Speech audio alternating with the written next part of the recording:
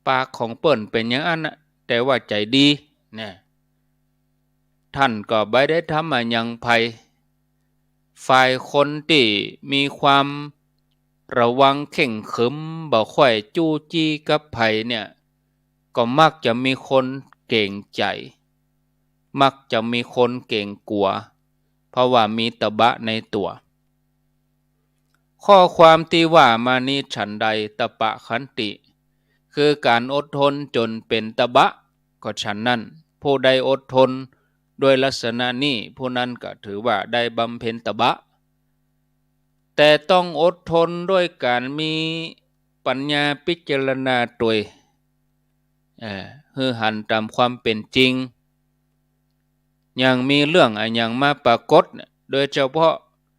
กรรมหยาบกรรมบดีที่มาจากคนอื่นก็ให้ใจสติพิจารณาให้หันตามความเป็นจริงเมื่อหันตามความเป็นจริงแล้วก็การถือเฮาถือเขามันก็บ่มีละนะอันนี้ห้องว่าขันติเผาความชั่วให้มันแห้งไปหายไปเหือดแห้งหายไปกรรมว่าตบะก็คือความเพียรเป็นเครื่องย่างกิเลสนะไผจะมาว่าอย่างใดใจก็ดีอยู่เสมอเบิดเดือดร้อนเพราะมีปัญญากำกับไปตัวเขาจะด่าจะว่าให้จะเสียดสีด้วยประการใดๆก็พิจารณาหันตามความเป็นจริงกิเลสเครื่องลับของเฮานั่นเป็นต้นว่าความโหดความแข็งดีนะความตีรู้สึกว่าอยากจะเอาชนะมันก็จะเหือดแห้งไปเมื่อกิเลสเครื่องหับมันเหือดแห้งไปใจมันก็อุเบกขาบาโตตอบอันนี้ห้องว่าตปะขันติอดทนจนเป็นตบะเป็นตบะเดชะไผอดทนได้อย่างนี้ขันติตัวนี้เนี่ยจัดว่าเป็นเดชนะคือเป็นเดชสำหรับที่จะให้กิเลสอื่นๆเนี่ยมันเก่งกลัวมันบ่เกิดขึ้นมาแต่ถึงอย่างนั้นก็จะต้องระวังอยู่แถมฉะนั้นก็จะต้องอาศัยขันติแถมอันหนึ่งเลื่อนระดับขึ้นมาเป็นขันติอันที่3คืออธิวาสนะขันติอธิวาสนะขันติแปลว่าความอดทนจนยังเรื่องห้ายให้อยู่ทับอยู่ด้วยกันคือทนจนเรื่องห้ายกลายเป็นดีนะหันว่าบ่มีส่วนห้ายอย่างมาก็ฮับได้หมดยอมฮับโดยหน้าตาชื่นบานนะเขาตำหนิติเตียนด่าว่าคำหยาบก็ยอมรับฟังนะยิ่งอยากจะได้ยินโดยซ้ำเพราะว่าจะได้เอามาปรับปรุงเพื่อต้องการจะให้เขาได้อู้ขึ้นมาว่าเฮามีส่วนเสียอย่างพ่องเพราะความผิดของตัวเก่าเฮานี่บางทีเฮาก็พอบาหันเขามาตำหนิเขามาว่าเฮาได้ผู้ช่วยได้ผู้ช่วยมาแนะแนวคุยเคลียร์ก็ต้องขอบใจเมื่อมีเสียงบดีกำตำหนิติเตียนเสียดสีก็โยกขึ้นมาพิจารณาอันอย่างพิจารณาตัวเก่าบ่ใจไปพิจารณาตัวเขาคนอื่นนะเหมือนถูกยิงด้วยลูกศรด้วยปืนก็เข้าใจแห่งเอาลูกศรลูกปืนนั้นออกโดยที่บ่ต้องไปคิดว่าไผเป็นคนยิงฉะนั้นญาติโยมเขาว่าเฮาบ่ดีนะก็พิจารณาตัวเก่าทันทีว่าเฮาบ่ดีอย่างที่เขาว่าแม่นก็ถ้าชั่วแท้อย่างเขาว่าเฮาก็บ่ดีเข้าข้างตัวเก่าต้องเอากรรมเหล่านั้นมาเป็นครูสอนเฮาแล้วก็แก้ไขความชั่วของเฮานั่นให้หายไปเป็นอันได้ กรรมด่ากรรมว่าน่ะเป็นครูไปอย่างถ้าพิจารณาด้วยรอบคอบแล้วยังบ่หันช่องพิษก็กึดเหี่ยวว่าเมื่อเฮาบ่ผิดแล้วนะนั่นมันก็เป็นความเข้าใจผิดของเขานะโตดกันบ่ได้นะโอ้ปุถุชนคนเฮานี่มันธรรมดามันย่อมมีความเข้าใจผิดกันทุกคนเมื่อมีเสียงบดีมากระทบโสตประสาทกระทบหูนะญาติโยมมันกระทบหูเฮาเนี่ยเฮาเกยมันเอาจนมันเป็นเปื้อนเอาจนมันเป็นมิตรสนิทสนมบ่เป็นข้าศึกศัตรูนะเขาว่าอย่างมากก็ดีทั้งนั้นนะอย่างกับพระปุณณมันตานีพระปุณณมันตานีนี่ถามพระพุทธเจ้าอยู่ถามพระพุทธเจ้าว่าถ้าเขาด่าก็นึกว่าดีกว่าเขาตีเนี่ยถ้าเขาตีก็นึกว่าดีกว่าเขาทำให้เสียแข้งเสียมือเสียขาถ้าเขาทำให้เสียมือเสียขาก็นึกว่ายังดีที่เขายังไว้ชีวิตบ่ฆ่าให้ตายถ้าเขาฆ่าให้ตายก็นึกว่าดีเหมือนว่าบ่ต้องได้ลำบากเนี่ยเมื่อหันว่าดีเหี่ยวหมดมันก็สบายใจการอดทนก็สบายอันเนี้ยห้องว่าอาธิวาสนขันติอาธิวาสนขันติก็เลยเป็นประโยชน์แก่ผู้ปฏิบัติวิธีอดทนต่อกรรมติเตียนกรรมหยาบคายติคนอื่นว่าให้เฮาด้วย3อย่างนี้ที่ว่ามานี้ก็ขอให้ญาติโยมท่านสาธุชนทุกคนทุกท่านตั้งจิตบ่ได้ฮือโทสะมาประทุษร้ายเนี่ยข้อนี้เป็นสำคัญต้องระมัดระวังอยู่เสมอถ้าจิตเฮามีโทสะนะขันติมันก็อยู่บ่ได้เพราะตัวขันติกับโทสะเนี่ยตรงกันข้ามกันขันติเป็นส่วนคุณธรรมโทสะนี่มันเป็นส่วนอธรรมเป็นส่วนของบาปขันติเป็นส่วนกุศลโทสะเป็นส่วนอกุศลนะท่านสาธุชนทุกท่านทุกคนควรพิจารณาญาติโยมนะอูไปกะหมดแล้วอะเวลา1 ชั่วโมงเว้ยเหมือนกันเนาะเว้ยเหมือนกันญาติโยมไปเดนี่3 โมงกับ55 นาทีกำเดียวมาอู้ต่อในหัวข้อธรรมะกับชีวิตประจำวันล้มแล้วให้ลุกขึ้นล้มแล้วบ่ดีล้มเลิกเนาะเป็นอย่างใดในหัวข้อในชั่วโมงต่อไปก็รอติดตามรับฟังในชั่วโมงที่2ตอนนี้เวลา 15:56 นาทีขอได้พักฉันน้ำดื่มน้ำกำเดียวก้อยปิกมาฟังไรนี้ไปไหนเตี้ยเนอะจะเริญปอน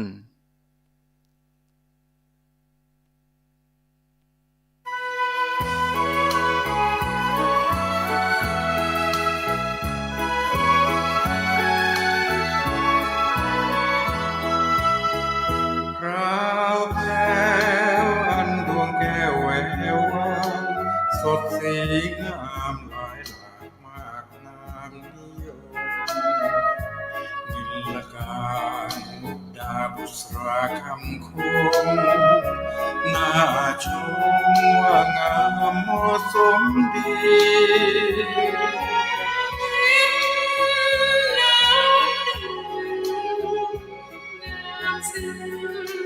เป็นดอกมะลิ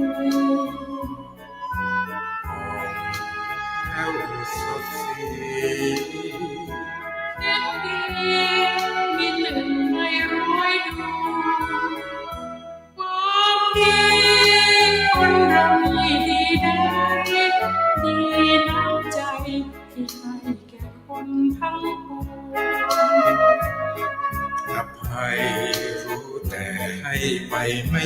ห่วงเจ็บสวงหน่วงใจให้รู้ทน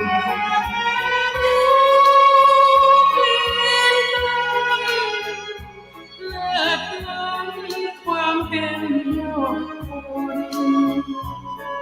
ชื่นชอบตอบคน100 คนมี1เท่านั้น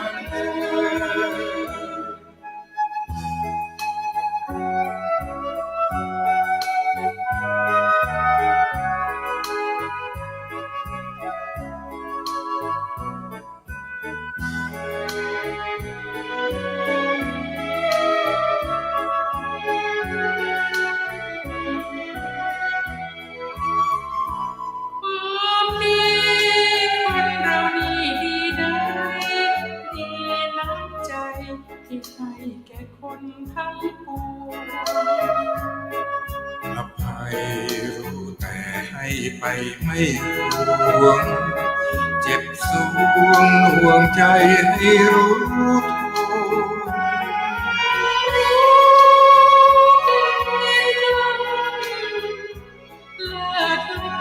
นความเป็นยอดคน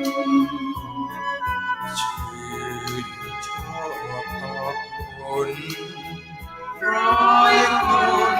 มี1เท่านั้น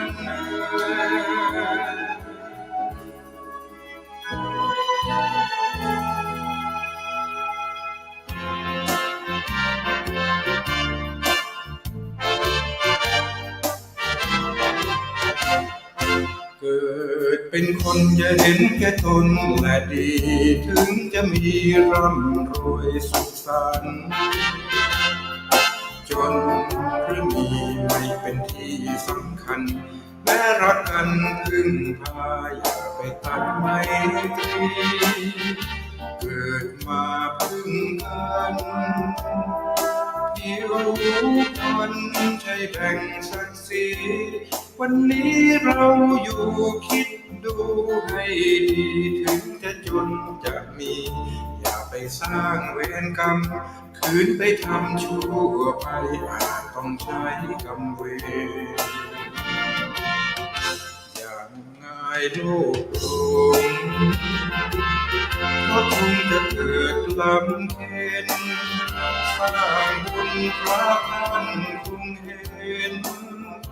ร่มเย็นพ้นความกังวลถึงวิบัติขัดสนผลบุญนำให้ศีลธรรมมั่นใจไม่ต้องไปกังวลถึงจะมีจะจนเกิดกุศลบนใจ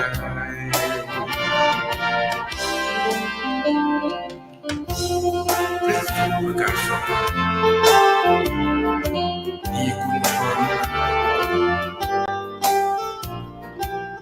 โทษทนเสน่ห์คุณคันหมายในการนรชาติที่หวั่นไหวมาลายสิ้นทั้งอินทรีย์รวมให้ชั่วดีนำไว้ในโลกาเกิดเป็นคนอย่าเห็นแค่ตนและดีถึงจะมีร่ำรวยสุขสันต์จนหรือมีไม่เป็นที่สำคัญแม้รักกันพึ่งพาอย่าไปตัดไมตรี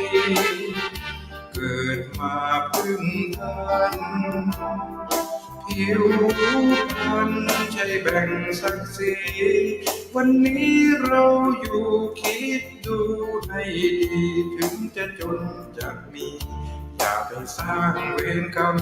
คืนไปทำชั่วไปอาจต้องใช้กรรมเวรอย่างง่ายโลกลวงก็คงจะเกิดลำเค็ญสร้างบุญพระท่านคงเห็น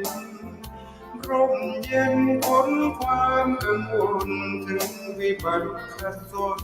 ผลบุญนำให้ศีลธรรมมั่นใจไม่ต้องไปกังวลถึงจะมีจะจนเกิด สมใจ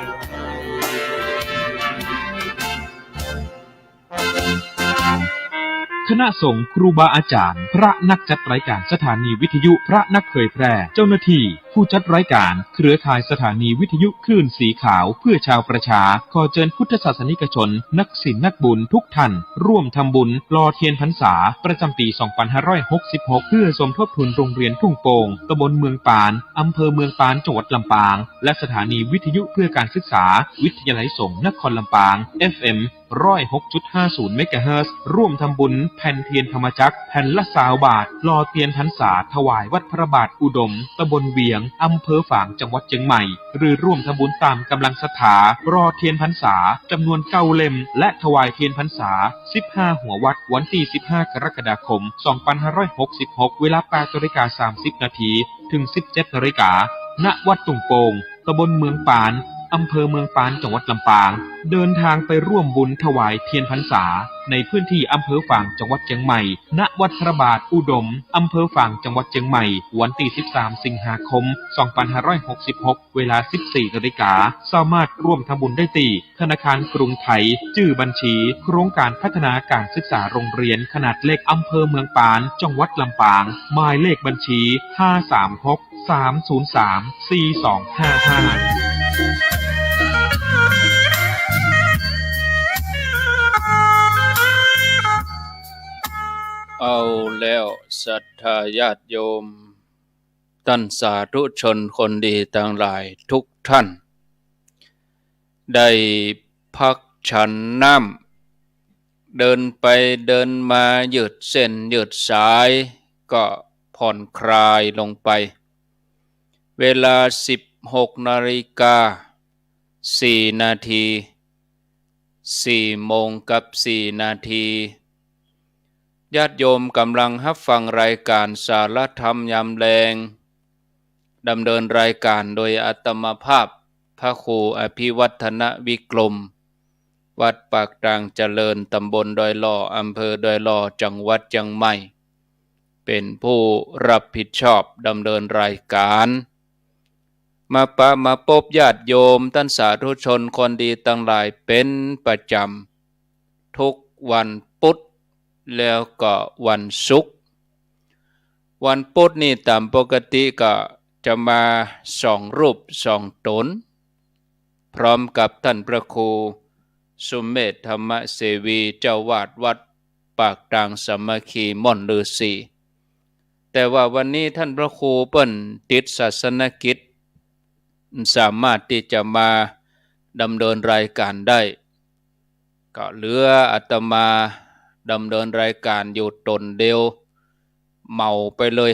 2 ชั่วโมงแล้วก็เบิดเมื่อคืนแถมเด้อญาติโยมเบิดเมื่อคืนก็เวลา20 ทุ่มถึงเวลา4 ทุ่ม2 ชั่วโมงมาพบกับญาติโยมท่านทั้งหลายแถมช่วงเวลาหนึ่งวันพุธต้นเดือนเนาะน่าแปลกญาติโยมคนเฮานี่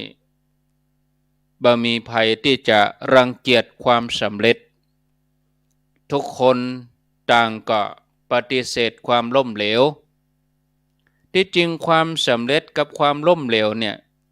มีจุดเริ่มต้นจากที่เดียวกันญาติโยมความล้มเหลวเนี่ย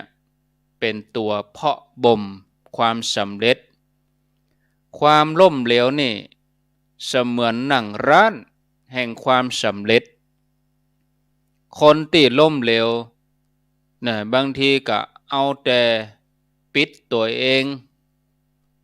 บางคนก็บ่เปิดโลกบ่ยอมพบปะภัยปิดหูปิดตานะบ่ยอมเรียนรู้จากความผิดพลาดก็เหมือนคนที่ปฏิเสธครูตัวจริงความล้มเหลวคือบทเรียนที่สอนกันด้วยภาษาใบ้ทำให้หลายคนบ่เข้าใจเลยบางทีก็ถอดใจนะบ่ใครที่จะเรียนรู้แต่ข้อผิดพลาดเหล่านี้เนี่ยญาติโยม คือของจริงศรัทธาญาติโยมทำให้เจ็บจริงเจ็บแท้ถ้ามันบ่จริงมันบ่แท้นะเฮาก็คงบ่ทำผิดซ้ำแล้วซ้ำเล่าถ้าเฮากึดปิ้นกันในต่างกลับกันบางคนผิดพลาดแล้วก็พิจารณาตระหนักว่าอันเนี้ยเป็นครูนะได้ประโยชน์ได้เรียนรู้จากความล้มเหลวแล้วในที่สุดก็ก้าวข้ามผ่านไปได้โดยการเอาข้อผิดพลาดเหล่านั้นมาปรับปรุงแก้ไขนำมาพิจารณานะอันยังก็แล้วแต่ที่สร้างสรรค์ขึ้นมาเนี่ยศรัทธาญาติโยมอย่างกับคนที่กึดหลอดไฟคนแรกของโลกเป็นฝรั่งคนที่คิดค้นให้มีหลอดไฟขึ้นมานายคนนี้มีชื่อว่าโทมัสเอดิสันโทมัสเอดิสันนี่เป็นผู้ให้กำเนิดหลอดไฟดวงแรกของโลกนะโทมัสเอดิสันนี่กว่าจะสำเร็จได้นี่ผ่านความล้มเหลวผ่านความผิดพลาดมานับบ่ถ้วนแต่ว่าเอดิสันนี่ก็บ่หยุดนะบ่ยอมล้มเลิกความตั้งใจเรียนรู้จากข้อผิดพลาดพยายามแล้วพยายามอีกพยายามต่อไปภาวิตาพาหูลีกาตาทำต่อไปทำไปเจียทำไปใจทำไปเรื่อยในที่สุดก็สำเร็จญาติโยมจนทำให้ทุกวันนี้ยามค่ำคืนโลกก็สว่างไสวไปด้วยแสงไฟอันนั้นคือความชัยชนะของโทมัสเอดิสันผู้ชนะตัวจริงคือผู้ที่เรียนรู้จากข้อผิดพลาดเทพเจ้าแห่งความสำเร็จจะเสด็จมาบนหลังความล้มเหลว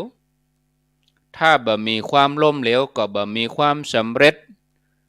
ความล้มเหลวต่างหากที่ทำให้เกิดความสำเร็จถ้าล้มเหลวแล้วก็ล้มเลิกเนี่ยมีทางสำเร็จล้มเหลวนี่มันต่างจากล้มเลิกความล้มเหลวนี่มันเป็นเพียงว่ามันพ่ายแพ้ชั่วคราวแต่การล้มเลิกนี่คือยอมยกธงขาวบ่ทำแล้วบ่ทำแล้วบ่สู้ต่อแล้วเลิกไปเลยเนี่ยฉะนั้นความล้มเหลวจะบ่มีอยู่แต่ถ้าว่าเฮาบ่ยอมล้มเลิกแต่การจะยัดเยียดให้อยู่ได้ครบนั่นญาติโยมเฮาก็จะต้องมาเรียนรู้นักมวยที่น่าสนใจคือนักมวยที่เวลาขึ้นบนเวทีแล้วเนี่ยการตีการต่อยของนักมวยเนี่ยจะมีชั้นเชิงเนี่ยมัดนักอย่างเดียวบ่มีชั้นเชิงก็สามารถที่จะสู้กับคู่ต่อสู้ได้นะศรัทธาญาติโยมก็จะต้องมีชั้นเชิงมีกำลังปัญญาแล้วก็มีมัดนักแล้วก็มีกำลังใจรวมไปจนถึงความกล้าหาญเนี่ยคนชนะตัวจริงนี่ต้องบ่ฮู้จักคำว่าพ่ายแพ้ท้อถอยแล้วก็คำว่าขี้ขลาดฉะนั้นกำลังใจต้องมากู้กับปัญญาเนี่ยศรัทธาญาติโยมคนมีกำลังใจแต่ถ้าขาดกำลังปัญญาจะเป็นคนบ้าบินคนมีกำลังปัญญาแต่ขาดกำลังใจก็จะกลายเป็นคนขลาดคนที่มีตึงกำลังใจมีตึงกำลังปัญญา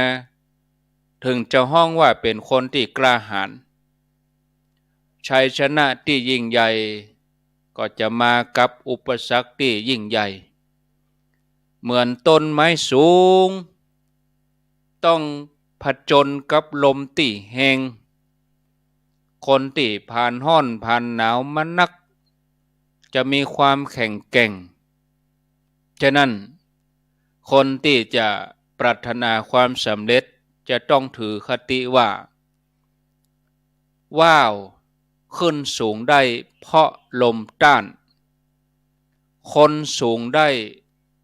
ต้องเผชิญอุปสรรคปัญหาแม้แต่องค์พระสัมมาสัมพุทธเจ้าเนี่ยญาติโยมก่อนที่พระองค์จะตรัสรู้เป็นพระอรหันตสัมมาสัมพุทธเจ้าเนี่ยพระองค์นี่ผจญมารนะญาติโยมต้องปะมารนะผจญกับมารนะเพราะบ่มีความสำเร็จใดๆที่ได้มาโดยที่บ่ต้องลงทุนลงแหงพระองค์ก็ทรงตรัสว่าบุคคลจะล่วงทุกข์ได้โดยความเปลี่ยนวิริเยนะทุกขมัจเจติคนเฮาจะล่วงทุกข์ได้โดยความเปลี่ยนความสำเร็จนอกจากจะอาศัยปัญญาแล้วก็จะต้องอาศัยกำลังวิริยะกำลังความเปลี่ยนแล้วก็ทำต่อเนื่อง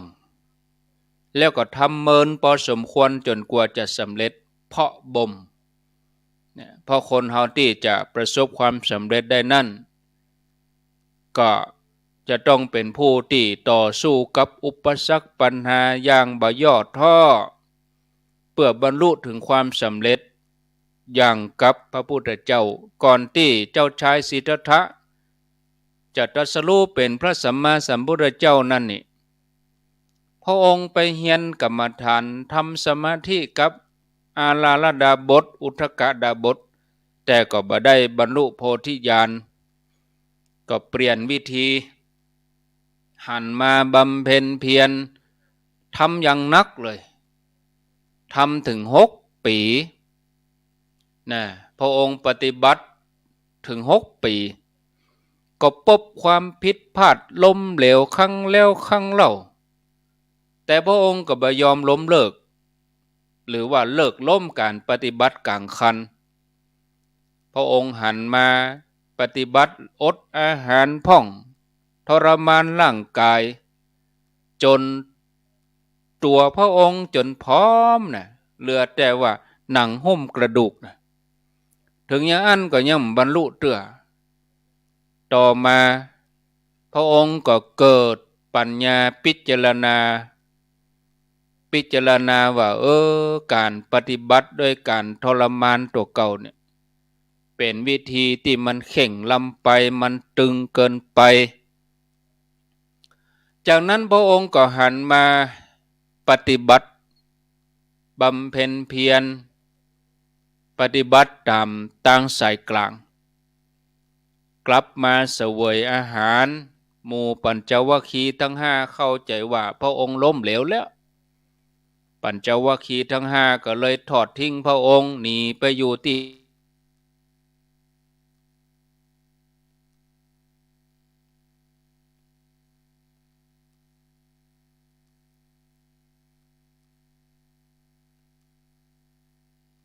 วันเพ็ญเดือน6 15 ค่ำก็วันเดือนวิสาขะเนี่ยตั้งใต้นี่เป็นเดือน6ตั้งเหนือเฮานี่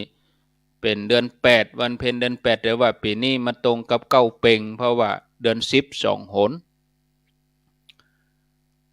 พระองค์ปฏิบัติแหละญาติโยม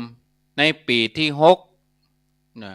พระองค์ก็ได้ญาคา8 กำปูลาดเป็นที่นั่งบัลลังก์ปื้นต้นโพพระองค์หันหน้าไปโหนวันออกเมื่อพระองค์นั่งปื้นต้นโพแล้วก็อธิษฐานว่าขอ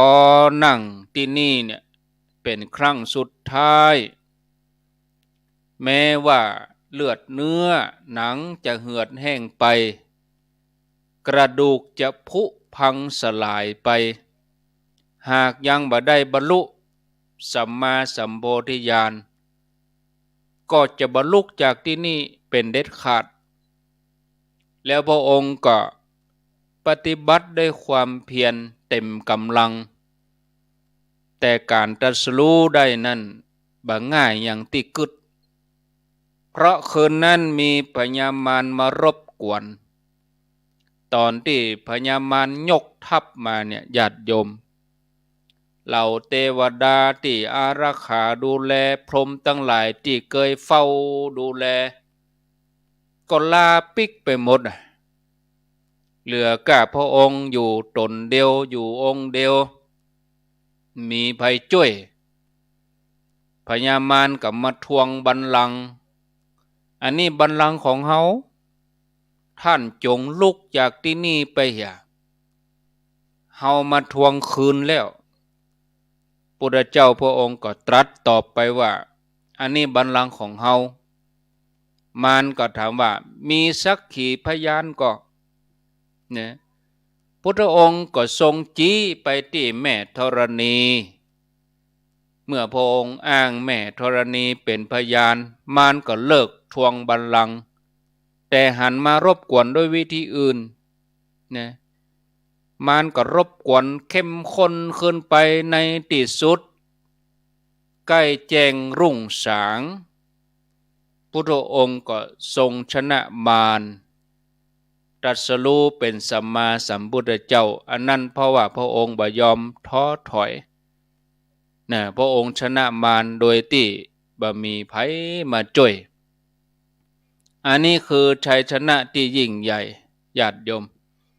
เฮาถอดรหัสความสำเร็จของพระพุทธเจ้าพระองค์ทรงเป็นผู้ฮู้ผู้ตื่นผู้เบิกบานกำง่ายๆห้องว่าพุทธะเฮาตั้งหลายกุคนในฐานะที่เป็นพุทธศาสนิกชนจิตแห่งพุทธะที่ฝึกดีแล้วสะอาดสงบบริสุทธิ์เกิดปัญญาเป็นปัญญาที่เกิดจากการได้ระลึกนึกรู้ปัญญาชนิดที่ว่าบ่ได้มาจากการเรียนการสอนแต่เป็นปัญญาที่เกิดจากประสบการณ์โดยตัวเองถ้าศรัทธาในความสำเร็จของพระพุทธเจ้าเฮาก็สามารถที่จะนำความสำเร็จของพระองค์มาพิจารณาโดยย่อส่วนลดระดับความสำเร็จลงมาให้ตรงกับความต้องการของตัวเก่าโดยที่บ่ลืมเอาคติประโยชน์จากเรื่องนี้ว่ามารบ่มีบารมีบ่แก่กล้าฉะนั้นญาติโยมจะไปฝังใจเซาะยอมการต่อมารง่ายๆบ่ดีล้มเลิกความตั้งใจจนกว่าที่เราจะบรรลุเป้าหมายต้องบอกตัวเองว่าถ้ายังบ่สำเร็จจะบ่ยอมแพ้จะบ่มีทางล้มเลิกกลางคันแน่นอนสมดังภาษิตที่จะยกขึ้นมาสนับสนุนเกิดเป็นคนควรพยายามอยู่ร่ำไปจวบจนกว่าจะได้ในสิ่งปรารถนาคนขยันแต่ขาดปัญญามักประสบปัญหาในการทำงานคนขยันมีวิจารณญาณ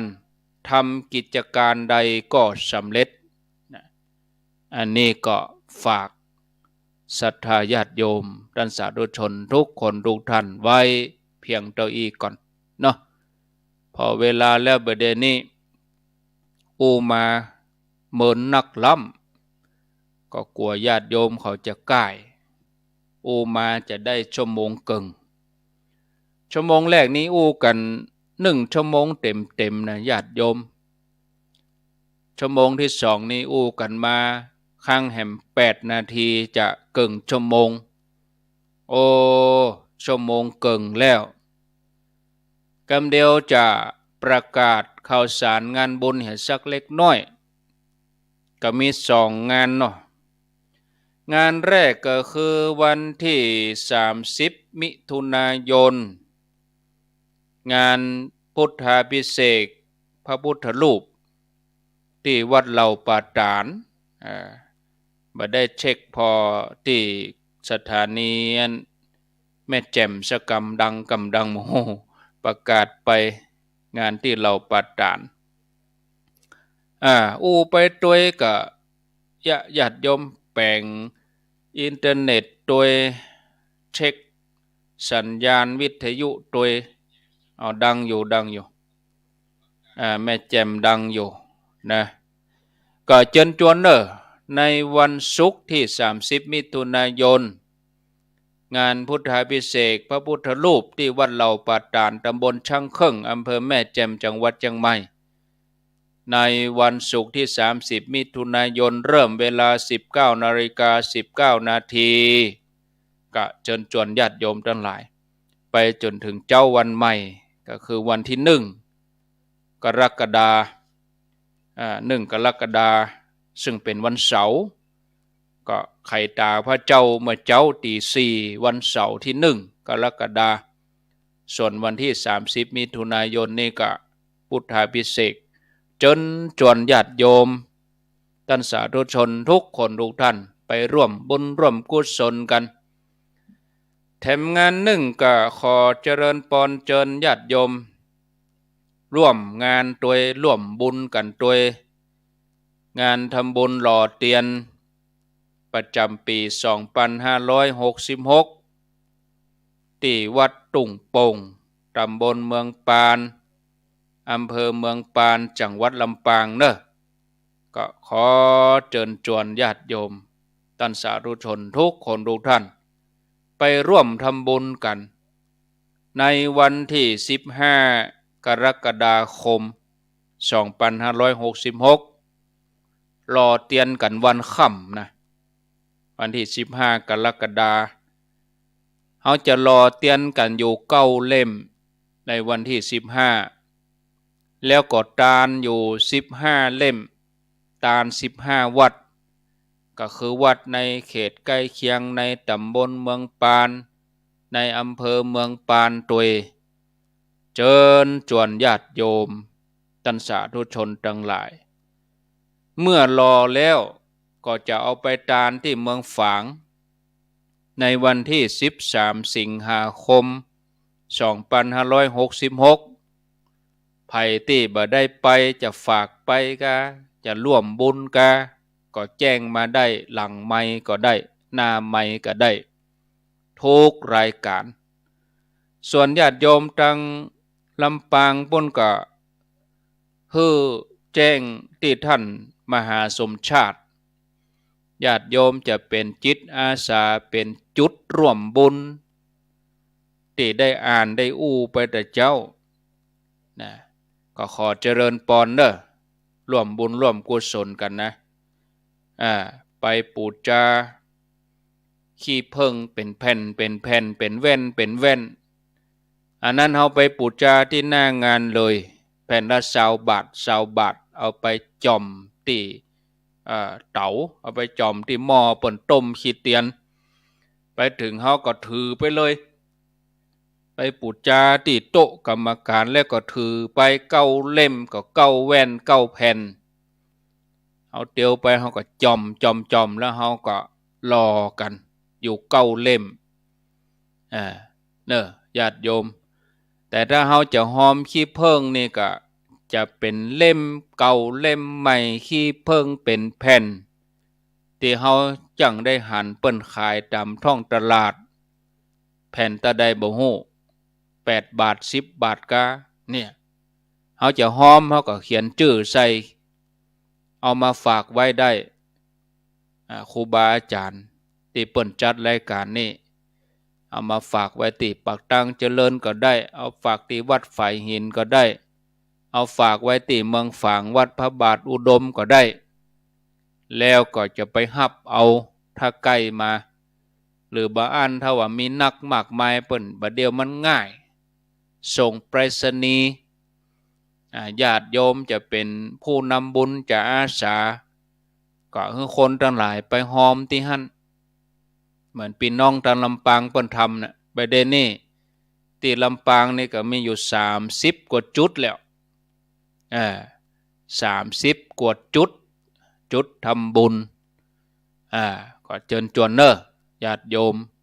ในวันที่15 กรกฎาคม 2566รอเตียนประจำปีของครูบาอาจารย์พระเจ้าประสงค์เครือข่ายขึ้นสีขาวทุกขึ้นทุกสถานีได้ไปร่วมกันที่หั่นวันที่15กรกฎาคมแล้วก็เกี่ยมตัวกันไปตานในวันที่13สิงหาคมวันที่13สิงหาไปตานที่วัดพระบาทอุดมน้ำบ่อสาวาเขาไปตานกันท่านญาติโยมออกเจ้าน้อยบ่ได้ไปนอนไปกลับญาติโยมใกล้มาก็ก้อยฟังรายละเอียดแบบนี้เฮาฮู้วันฮู้เวลาแล้วก็จวนกันไว้เสาะรถไว้เชิญจวนทุกท่านเนาะเอาละพอสมควรแก่เวลาจะญาติโยมจะโทรศัพท์มาจะสนทนาจะจะจ๋าก็ขอเจริญปอนโทรมาได้เวลาครึ่งชั่วโมงไผจะจะจ๋าก็ขอเจริญปอนแล้วก็มีทำงานหนึ่งก็เดี๋ยววันที่9มิถุนายนนี่กำหนดการงานพิธีบวงสรวงเทพไทยเทวารักษาผืนป่าสายน้ำแม่กวงแม่ลาวครั้งที่21เปิ้นจะจัดขึ้นในโครงการสารใจเครือข่ายสืบสานรักษาต่อยอดพลังอนุรักษ์ลุ่มน้ำลาวลุ่มน้ำกวงอนุรักษ์น้ำสิ่งแวดล้อมเปิ้นจะจัดงานกันที่ศาลแม่นางแก้วโดยนางแก้วในวันที่9มิถุนายนญาติโยมตังโดยสะเก็ดญาติโยมตังเบียงเป่าเป้าตังแม่ลาวปางน้ำทุดีก็ขอเจริญปอนแม่เจ้า9 โมงเป็นต้นไปอาตมาจะพอก่อนถ้าว่างก็ไปห่วมกับเปิ้น9 โมงเนาะพอก่อนถ้าว่างนะไปห่วมกันก็เป็นวันศุกร์พอดีภาคมังงายมาตอนก็สะดวกอยู่มาจัดรายการตันอยู่วันศุกร์วันพุธวันพัดวันที่8แล้วก็งานเพื่อก็จะมีวันที่9มิถุนายนก็ขอเชิญชวนญาติโยมท่านสาธุชนทุกคนทุกท่านไปร่วมบุญร่วมกุศลกันแถมงานหนึ่งก็ของตุลุงแดงวัดแม่ห้องไข่งานประเพณีส่งน้ำพระธาตุประจำปีวัดแม่ห้องไข่ในวันเสาร์ที่17มิถุนายน2566ที่วัดแม่ห้องไข่ตำบลแม่โป่งอำเภอดอยสะเก็ดจังหวัดเชียงใหม่ในวันที่17ที่วัดแม่ห้องไข่ก็เชิญชวนญาติโยมท่านสาธุชนท่านผู้ฟังทั้งหลายใครโทรแล้วกะให้โทรแล้วก็โทรแต่กี้ยังบ่ได้อ่านนั้นบอกเบอร์โทรประเด็นนี้บอกเบอร์โทรก่อนไผจะโทรก็ขอเจริญปอนเสาะปากกาก่อนเปียกระดาษมาก่อนเอาโทรมา0998366322เจริญพรสวัสดีเจ้าโทรจากที่ไหนบ้านนาบัวตำบลแม่ยาวอำเภอหังชัดจังหวัดลำปางเจ้าหังชัดชื่อแม่หยังแม่ไร่ต่างถิ่นแม่ไร่ฟังสถานีไหนทางบุญยวัดเจ้าว่างก็ไปรอเตียนวันที่15ก็ไก่ครับนอกไปก็ไปไก่ติ่นไหนเปิ้นอยู่แถวในแถวเบาคนเมืองฝางเปิ้นยังไปเปิ้นอยู่ตรงเชียงใหม่เปิ้นยังมาแหละก็นั่นก็อยู่เชียงไฮ้เปิ้นยังไปอันนี้อยู่ลำปางอ้างว่าไก่จบข่าวเลยกะ มันไม่เปลี่ยนเจ้าเดี๋ยวจึงมีก็เดี๋ยวจึงมีมันจึงมีคนเดียวมันเป็นไปมันได้อ่ะฮู้จักไผเลยนี่มันเป็นไปมันได้อ่ะก็คนห้างชัดก็โทรมาเตะโทรมาว่าเหรอมันจึงได้ปะกันมันกำลังเข้าหากันใหม่เนาะแม่เนาะเจ้าเข้าหากันใหม่ใจเย็นใจเย็นอนุโมทนาเราไว้สาเจ้าแล้วเปิ่นไปหันกันกับตัวเก่าก็บ่ได้หันอ่ะเปิ่นไปกินไปทานกันอดแล้วก็เฮาก็บ่ได้หันด้วยเปิ่นเนาะ0998366322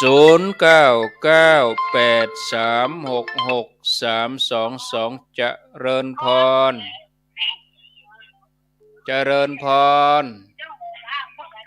นั่นโทรมาแล้วก็บ่ฟังเหียนี่โอ้ยละมันอยู่หลอกเจียวเนาะแม่แก้วอยู่แม่มันมีแบบใบไก่มันได้มันอยู่สบายซ้อนน้อยน่ะเป็นยังฟังวิทยุหั่นอนุโมทนา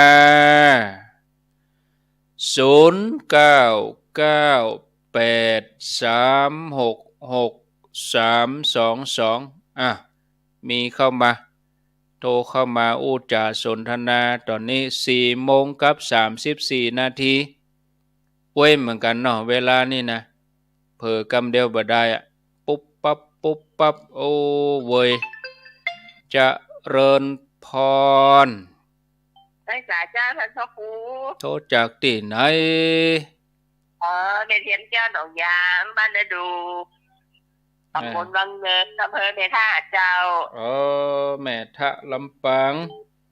เจ้าลำปางเจ้าฟังขึ้นมุจว่าเจ้าฟังชัดเจนดีเนาะเจ้าชัดเจนดีเจ้าวันที่15มีโอกาสก็ไปร่วมกันเด้อเจ้าโยมแม่เป็น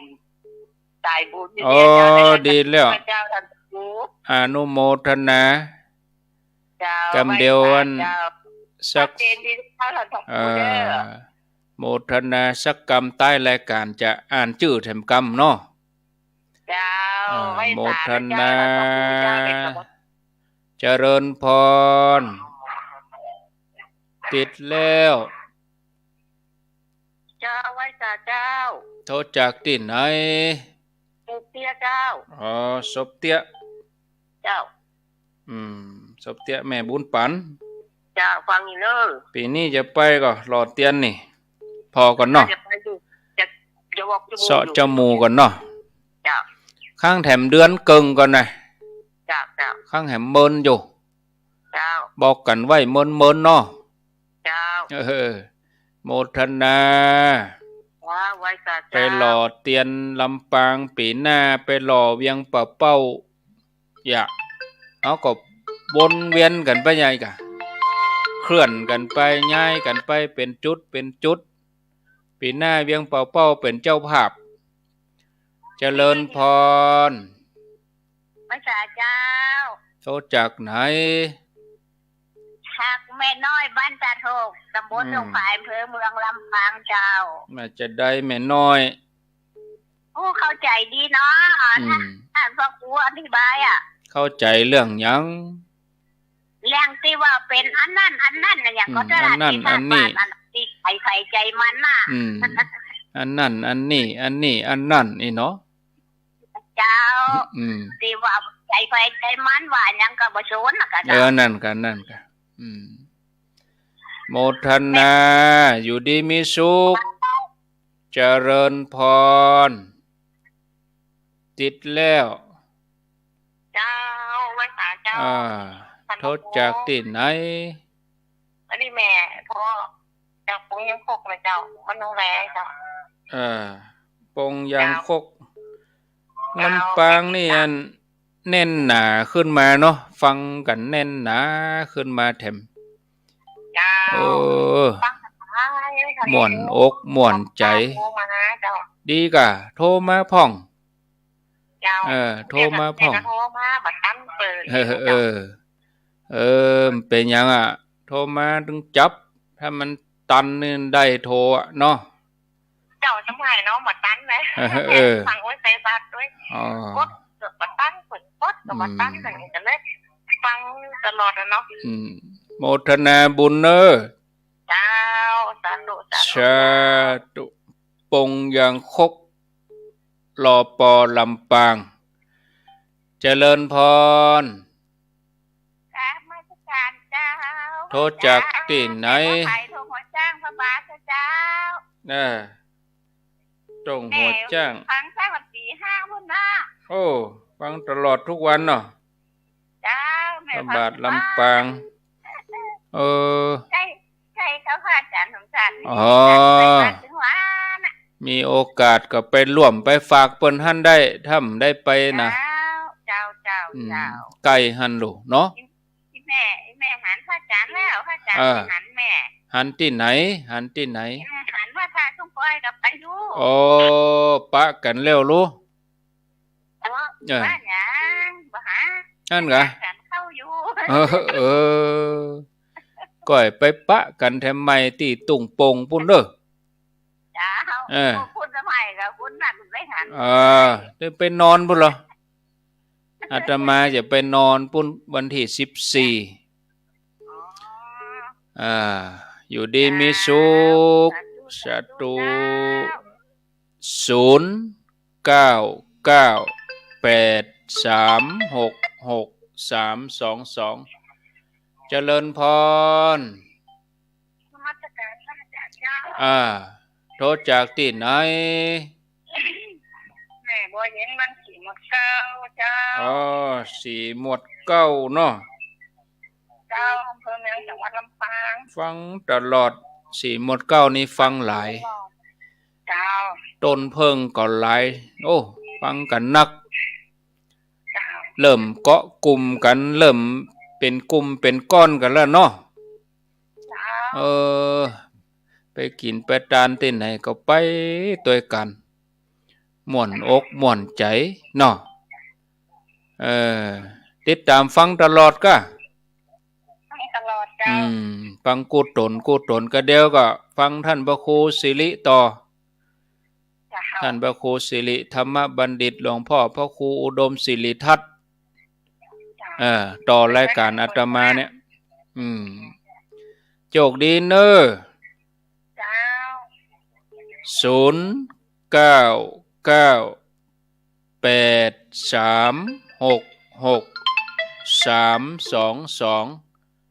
เจริญพรหลุดไปเสียมาแถมใหม่เจริญพรโทษจากไหนเจริญพรแม่มาลีวันที่พ่องาน แม่มาลีวันเมืองฝางหรือไม่อายเจ้า แม่อายว่าจะได้แม่มาลีวันเจอหันพักครูสักกรรมหันพักครูหัวกลับเดี๋ยวก่อนโอ้ก็ตึงบอกแล้วเราว่าจะมาเขาไปเมื่อไงเจ้าฉันเพนแล้วก็ปิกมีธุระปุ่นก้อยปะกันวันจานเตียน13 สิงหาปุ่นกะเนอะไปแน่นอนเนาะวันนั้นจะไป2 วันรถของเราเจ้าโอ้ดีกะดีไปกันรถปิกอัพกันไปตีตุลุงดอยกะไปที่อันน้ำบ่อสวาเนี่ยเจ้าไปเหมือนแรงแล้วเนาะเจ้าไปเหมือนแรงไปเป็นยังแต่วันที่13 สิงหาปุ่นน่ะเกียม13 สิงหาปุ่นเกียมกันเด้อเป็นเจ้าภาพเขาชอบไปวันนั้นน่ะเขาไปถึง3 อำเภอแม่อายชัยประการเมืองฝางอยู่ดีมีสุขวันที่13 สิงหาปุ่นก่อน0998366322เจริญพรว่าเจ้าพระครูแม่ฟังอยู่นะแม่อยู่ไหนฟังอยู่แม่อยู่ก็คาลำปางเจ้าแม่ลำปางบุญธรรมบ้านในกลุ่มหลวงเกาะคาเจ้าฟังถึงบุญญาวาสเจ้าบุญญาวาสชัดเจนตึงเมื่อเจ้าเมื่อตอนเนาะเจ้าเมื่อคืนก็ฟังเนาะเมื่อคืนก็ฟังเจ้าฟังทุกคนทุกคน เจ้าเบิดเมื่อคืนก็ไหลเสาะหากันเนอะอาตมาเบิดจะจัดรายการเด็กนอนพังนี่ว่าคือเบิดมันก็ออกกับมันเบิดเมื่อคืน4 ทุ่มเนาะ2 ถึง 4ที่สถานีดารุณีนะจ้าโมทนาคืนนี้ก็เบิดเขากระยานอยากว่าทายนี่ไปเพราะว่าไปบ้านแม่ปั๊บมีพรคือทากับแม่แก้วเอาอย่างไปฮู้ส่วนพวกดีกะโอ้เป็นผู้นำบุญโอ้อนุโมทนาเป็นผู้นำบุญเนาะสาธุถ้าช่วยกันอย่างอี้ม่วนกะเนี่ยเอาก็หันความร่วมไม้ร่วมมือหันน้ำจิตน้ำใจม่วนครูบาอาจารย์ทุกเจ้าพานายเปิ้นก็มีกำลังใจจัดรายการขึ้นมาแถมเจริญพรติดแล้วรับสายติดแล้วเนอะโหลเฮ้อู้เลยติดแล้วโทษจากไหนถูกต้องแล้วกะถูกต้องแล้วให้คนหวังใจคนฟังวิทยุนี่อู้เลยโทษจากไหนโทษจากลำปางจ้าลำปางนี่อำเภอหยังแม่บ้านลำปางบ้านสีดอนใจเจ้าสีดอนใจอำเภอเมืองกะอำเภอเมืองจังหวัดลำปางเจ้าแม่แก้วตาฟังชัดดีเนาะเจ้าแม่ไปเอาเตียนบ้านแม่อนงมาเจ้าดีแล้วแม่เอาแฟนเด้อดีกะเกี่ยมกันเนาะอนุโมทนาโตยอยู่ดีมีสุขอยู่ดีมีสุขเนอะอีกะนะเวลามีกิจกรรมยังก็ร่วมด้วยช่วยกันไปก็อาตมาขออนุญาตได้พักสายรับตึก12สายก็พอเจริญพรจากวังสาท่านสักมาแล้วแม่สีกุลแม่สีกุลจัดแม่สีกุลบ้านหนองลองแ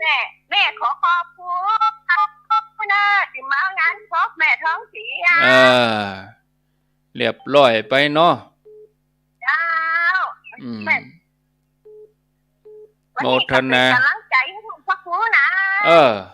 โมทนาบุญเนอะสาธุสาธุเดี๋ยวขออนุญาตได้ปิดโทรศัพท์กันเอาเตอีก่อนเนอะสำหรับการรับสายโทรศัพท์ทวนสายเฮียก่อนมีคำถามส่วนใหญ่ก็โทรมาให้กำลังใจโทรมาทักทายญาติโยมตังนั้นเชียงใหม่ตั้งเมืองฝางแม่อายชัยประการนี่มตันแล้วนี่แบบนี้พี่น้องลำปางโทรมานักญาติโยมตังโดยหล่อสันปะตองแม่วางบ้านห้องนี่ก็เมื่อก่อนโทรมาหลายอย่างเดียวกันเนี่ยเดี๋ยวนี้เปิดฟังอย่างเดียวเมื่อไหนก็โทรมาเหียคน2 คนเนาะสายที่1กับแม่ไล่ห้างชัดสายที่2ห้วยละแม่แก้วสายที่3แม่ทะลำปาง4ศพเตี้ยแม่บุญปันจอมตองสายที่5แม่น้อยตาโถกสายที่6ปงยังคกสายที่7พระบาทลำปางสายที่8สีหมวดเก้าสายที่9มะลิวันวิเคราะห์งานอำเภอแม่อายสายที่11เกาะคาแม่คำปันสายที่12บ้านสีดอนใจสายที่11กะสีดอนใจ12นี่แม่สีกุลบ้านหนองล่องอนุโมทนาบุญด้วยต่อไปก็จะมาอ่านมากล่าวมาข่าวบอกชื่ออ่านชื่อศรัทธาที่เปิ้นตั้งเจตนา ตั้งเจตนาที่จะเป็นเจ้าศรัทธาเจตนาเป็นจุดห่วมบุญเป็นจุดห่วมบุญถึงหมดถึงมวลก็30 กว่าจุดถ้าหากว่าท่านหนึ่งท่านใดมีเจตนาเพิ่มเติมแหมก็แจ้งที่ท่านมหาสมชาตินะท่านมหาสมชาติเปิ้นถึงจัดรายการแล้วก็เขียนเบอร์โทรเปิ้นไว้เหียจุดใดที่เตียนหมดก็โทรบอกให้มหาจะได้เอาเตียนไปส่งให้เนาะแล้วก็วันที่9นี่อาตมาเขาก็จะได้เอาเตียนรวบรวมเตียนขี้ผึ้งเอาไปมอบให้เปิ้นรอบแรกเพราะว่าเปิ้นจะได้เอาไปหล่อไปหลอมเป็นเตียนแว่นน้อยขี้ผึ้งที่เป็นเล่มใหญ่ๆเปิ้นก็เอาไปกกเป็นก้อมไปก้อมแล้วเอาไปต้มแล้วก็เอามาหยอดมาหล่อใส่แบบมาหล่อใส่แบบแล้วก็เป็นเตียนเป็นแว่นเป็นธรรมจักรคือญาติโยมเขาทั้งหลายได้บูชาแผ่นละ20 บาทจะบูชาก่อนงานก็อย่างที่ญาติโยมเขาทำอยู่นี่ก็ได้แต่ละจุดก็รับไปเขียนชื่อใส่ป่อแม่ลูกกะป่อแผ่นแม่แผ่นลูกแผ่นกะอีนะเขาอยู่ที่ไกลเขาก็ทำบุญให้เขาไปโอ้แผ่น20 บาทเขากินเสี่ยงนักเหลือนั่นก็เนาะเขาไปกินไปอย่างเสี่ยงนักเหลือนั่นเราอ่อนก็จานได้แผ่น20 บาทนะร่วมบุญกันที่อำเภอห้างชัดก็บ้านแม่ยิ่งอำเภอห้างชัดบ้านแม่ยิ่งตำบลหนองลมที่แม่พิกุลวงแก้วบ้านแม่หาวห้างชัดลำปางก็ที่แม่คำมามณีวงศ์บ้านทุ่งตุนแม่ติวตำบลวอแก้วห้างชัดลำปางก็ที่แม่เกียงคำณลำปางบ้านน้ำจำหมู่7ตำบลวอแก้วห้างชัดก็ที่แม่สิริพรนันทิวงศ์นางสิริพรนันทิวงศ์อันนี้ก็ไปติดต่อที่หั่นเด้อเป็นจุดร่วมบุญเปิ้นจะมีต้นปักไว้หั่นแล้วก็มีขี้ผึ้งไว้ฮือหั่นเด้อแล้วก็จุดที่5ก็ที่บ้านแม่ปุ่มหลวงแม่ปุ่มสันติสุขตำบลใหม่พัฒนาเกาะคาลำปางก็ที่แม่พรสิทธาแม่แก้วประกอบศิลป์จุดที่7บ้านแม่หวกตำบลไหลหินเกาะคาแม่เครือวันทาเรือนแม่หอมเตวีจุดที่8บ้านจุดตำบลปงไต้ปงยางคกห้างชัดที่แม่บัวครีทะโปแม่ถนอมนามวงจุดที่10บ้านนางแลตำบลปงยางคกห้างชัดลำปางที่แม่บัวลอยสายเขียวแม่พิสมัยเขื่อนคำแสนจุดที่11บ้านกัดปงอำเภอเมืองลำปางแม่สิงแก้วแม่แก้วนามสกุลสิงแก้วขออภัยเนอะที่แม่แก้วสิงแก้วโยมเพ็ญศรีสุทธะจุดที่12บ้านศาลาบัวบกตำบลตาผาเกาะคาลำปางที่โยมอารีสิทธิบุญธรรมแล้วก็จุดที่13บ้านลำปางกลางตะวันออกบ้านลำปางกลางตะวันออกตำบลชมพูที่โยมทวรัตน์รินพลจุดที่14บ้านฟ่อนชมพูเมืองลำปางที่โยมจิตอินทรวิจิตร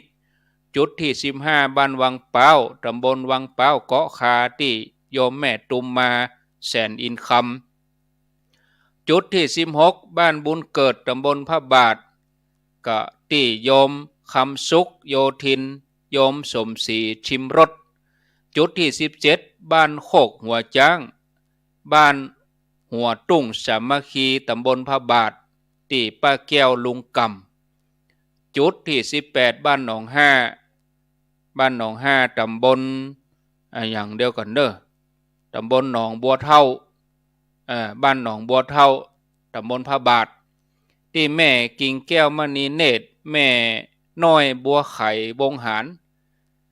บ้านกาดเมฆจุดที่19บ้านกาดเมฆตำบลชมพูอำเภอเมืองลำปางที่แม่ญาติติงป่อสลาน้อยจุดที่20พี่น้องสีหมวดเก้า ตำบลชมพู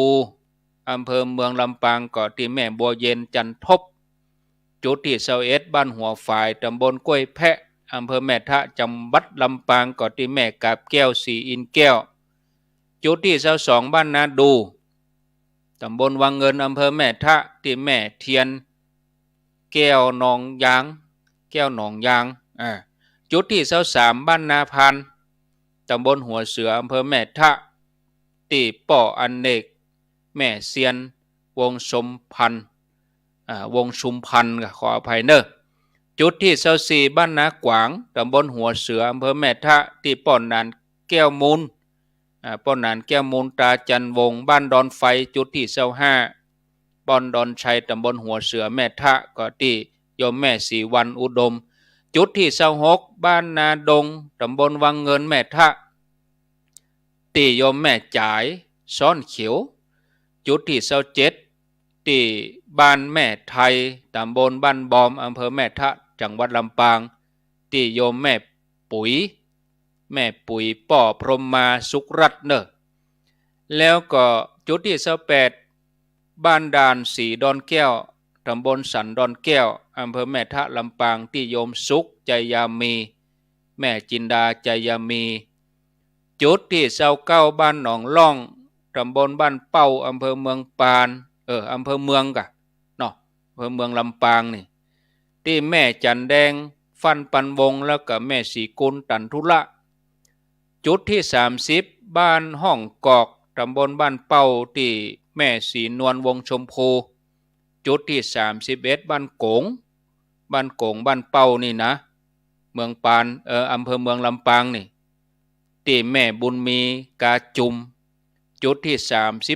32ก็ที่บ้านบุญเรืองตำบลปงยางคกห้างชัดก็ที่แม่อำพรปันธรส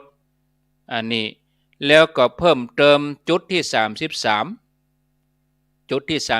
ก็บ้านห้วยฮีตำบลต้นธงชัยลำปางที่แม่เตรียมบุญฟูคุณปราณีสมบูรณ์จุดที่34บ้านสีดอนใจที่โทรมาตะกี้น่ะบ้านสีดอนใจตำบลต้นธงชัยนี่ก็ที่บ้านแม่อนงใจเปี้ยแล้วก็แม่นาคกันมาคำถ้าจะเพิ่มเติมอย่างใดนั้นก็แจ้งที่ท่านมหาสมชาติท่านเด้อศรัทธาญาติโยมก็ขออนุโมทนาบุญตัวยเนาะเอาละอาตมาได้บริหารเวลามาก็พอสมควรแก่เวลาขอนำรายการนี้จากลาศรัทธาญาติโยมด้านสาธุชนทุกคนทุกท่านไปก่อนเด้อ